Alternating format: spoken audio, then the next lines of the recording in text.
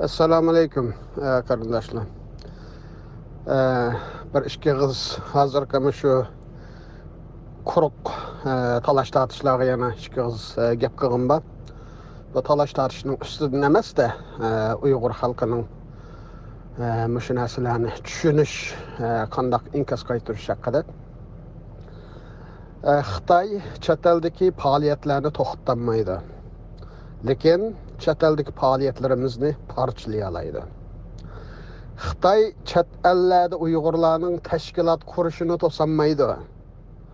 Xalqa odam xalqa narsa kursi bo'ladi, xalqa odam o'zini xuddi hozir ko'rgandek xilma-xil cho'ng unvonlar bilan atab ketaversa bo'ladi. Lekin Xitoy shuni qila oladi.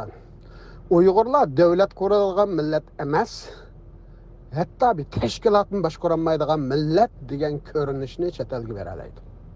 Misol 7 mo 8 mo hukumat, manchi partiya, manchi davlat majlisi oqqo'k. İkkadan biri yakilipla, onadan biri yakilipla bo'layotgan narsa. Buning beradigan ta'sir nimasi shu.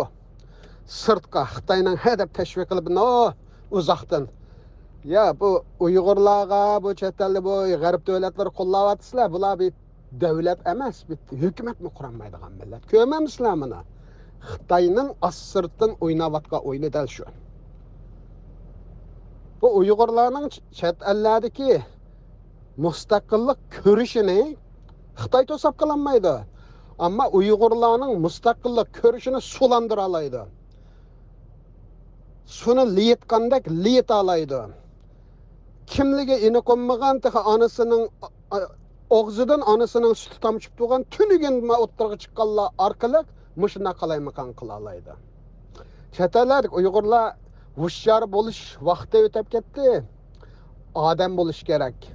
Ma chet ellarda bo'layotgan narsani salmoq turib kuzatish kerak. Bugun Dunyo Uyg'ur qurultayini demokratik emas, aqay ko'kay deganlarning bir saylam o'tkazib baqqanligini ko'rdinglarmi? Bugun Dunyo Uyg'ur qurultayini saylami oq qo'lda, ko'k qo'lda deganlar bir uçqashkari unda jonliq televizor bilan emas, bir saylam o'tkazib baqqanligini yoki bir muzokara, mundaq bir nomzod bekitib qolganligini ko'rdinglarmi? Unda shuni ko'rmaysizlar, ko'rolmaysizlar. Chunki ularning dadi demokratik saylam emas.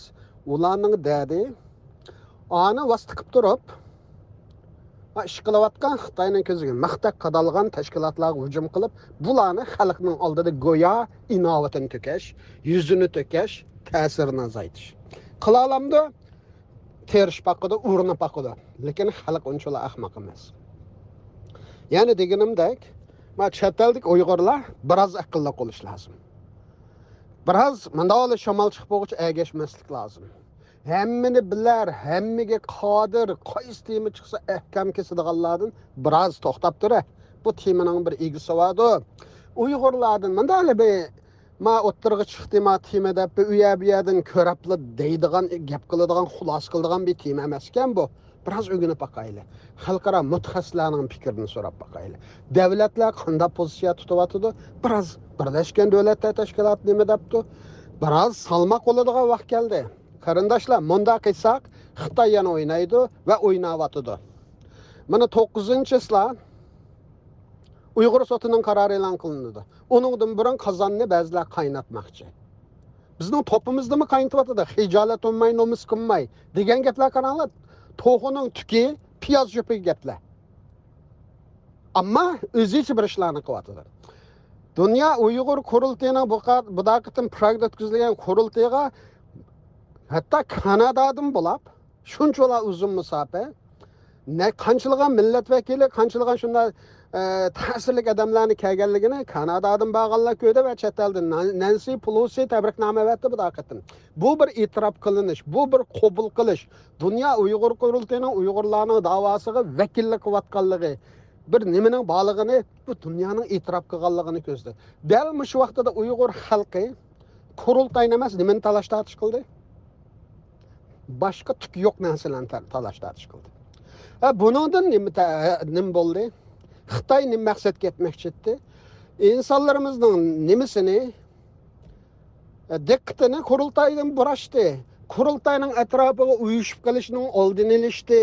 Uyg'urlar bir yerga kelib, Güçlük bir avazdan Xitoyga zarba beradigan ma qo'shinning texmi mustahkam bir narsa bo'lib qolishining oldini olishdi va Xitoy shuni terishmoqda.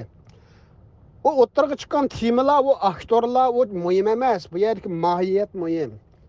Bu yerdagi meg'iz muhim, shakal muhim emas. Unda aktyorlar bugun chiqadi, bu chiqadi. Tema kam emas. Bugun bu tema, o tema. Yana bir kun, yana bir qatam boshqa tema chiqaveradi. Ama aktörler o'xshash, mahiyat o'xshash, hücum nishonichi Xitoy bilan o'xshashli dunyo yo'g'ri qurildi. İnsanlarımız aqlli bo'lishi kerak. Agar bu da'voda shunchalar qurbonlarni berdik, natija olamiz desak, dunyo Uyg'ur qurultiyining mustaqillikni nishon qilgan va dunyoda bag'an sari qo'llashga erishayotgan va kuch shakllanayotgan ma'nosidan insonlarimiz bir narsa his qilish kerak. To'xtabdi. 10 adam yugurishga kirsa birisi birinchi bo'ladi. Birinchi bo'lgan odam demak ki xatodan to'g'rini jiqqig'ini uchun birinchi bo'ldi. Hamma odam yugura oladi. Nima deb hamma odam birinchi bo'lmaydi? Nima deb bir odam utib chiqadi?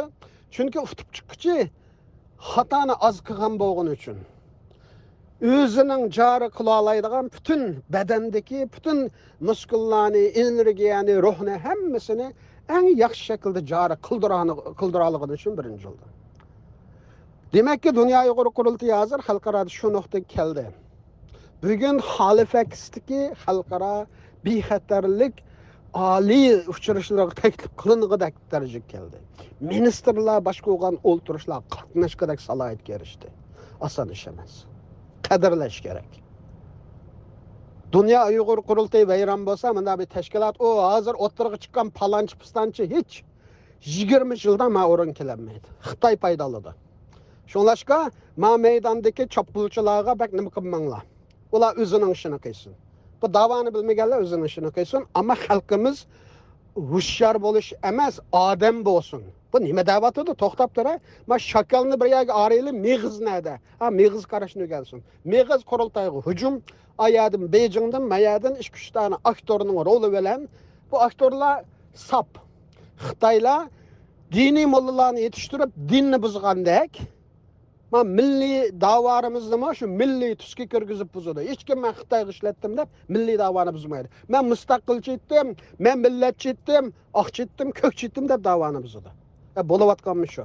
Şunlar halkımız artistlarga dikkat qilish kerak. Artistlarni ishki qiz qalaymagan joylashi bilan bütün davoni nazaridan uzoq qilmaslik kerak. Ko'zni bir yopirmoq to'sib olsa, o'rmonni ko'rolmay qoladi inson. Hozir ba'zi Uyg'urlar shu nuqta kelib qopti. Men hurmat qilgan ziyolilarning bu yerda yozgan gapiga qarab hayron qoldim. Ya qanday ziyolisan? Biroz salmoq bo'ladigan vaqtlar ko'ch paranglarga aldanmay, biroz sabr qilinglar. Ma nimeler tügüsün, talaş tartışın digil oldu. Ma kurultay başlatkan Uyghur sotunun kararı ve bu karardan ki nelerge barımız. Hazır halkarada ma Kanada'dan ilip bağa işki adukat kurultayga hazır plan tapşırdı. Şarkı Türkistan'ın Birleşken Devletler Teşkilatı'nın xudu Palestin'de qabul qilinishining qanday qo'l keltiramiz. Ma Uyghur milliy qirg'inchiligini aylaka Angliyadagi yana bir aldamchi guva $100,000 nim qilgan. O'z vaqtida men desam buni bilinglar. Bu haqiqatda mubogan sir so'zlab chiqdi. Ma ishga advokatmi shuna dedi Kanadada. Bularning niyati puldan boshqa narsa emas. Uning boshqacha yo'llari bor. Bularni izlanyapti. Aldirmay qarindoshlar. Salmoqlik bilan da'vo bir yerlarga ketib bordi. Xitoylarning tuviq seqiravatidi. Ma chet eldagilarning seqirganga qaramanglar. Bular milletçi görengenge qarab ketmanglar. Milletçi olsa ish qilsin, bizni hijolat qilsin, yuzimizdan qizarsin. No'chulab o'ttirg'i chiqib biz qilamigan ishlarni qilsin. Mana barakallah. O quruq gap bilan bozorga chiqmasin. Buni bilan xalqimizdan aldimsin. Bizmi hammamiz hushyor bo'lish bosqichidan o'tib ketib, hozir odam bo'laylik, oldi bilan odam. Ma ko'zimiz non ko'rinmasin, ma bo'g'allarni ko'raylik, biroz salmoq bo'laylik. Rahmat, Allohga emanet.